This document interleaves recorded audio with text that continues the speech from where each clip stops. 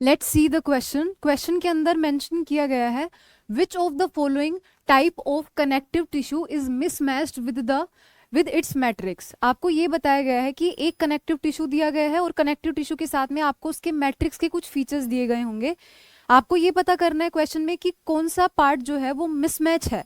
पहले ऑप्शन में दिया गया है एरियोलर एरियोलर टिश्यू के बारे में बोला गया है loosely packed matrix of the protein fibres. तो हमें पता है कि जो हमारा कनेक्टिव टिश्यू होता है वो तीन तरीके का होता है, loose connective tissue, dense connective tissue and specialised connective tissue.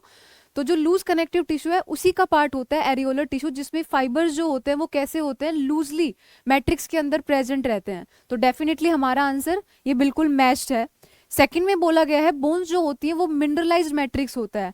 आपको पता होगा कि बोन्स के अंदर कैल्शियम आयन जो है वो बहुत ज्यादा प्रेजेंट रहता है, तो इस वजह से जो सेकंड ऑप्शन है वो उसके मैट्रिक्स के साथ में भी ये रिलेशन बिल्कुल सही शो कर रहा है कि जो बोन्स होती है वो मिनरलाइज्ड क्या मैट्रिक्स रखती हैं।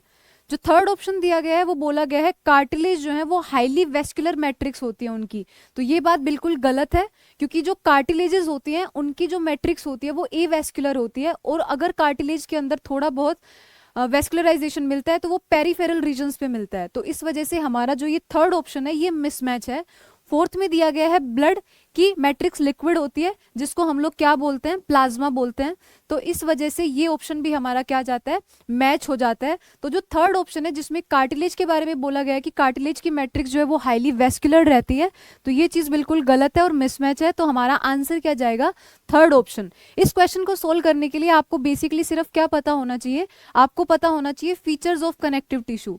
आपको पता होना चाहिए features of connective tissue. Specifically कौन से टिश्यू के बारे में आपको पता होना चाहिए, लूज कनेक्टिव टिश्यू के बारे में, डेंस कनेक्टिव टिश्यू के बारे में, और आपको पता होना चाहिए स्पेशलाइज्ड कनेक्टिव टिश्यू के बारे में।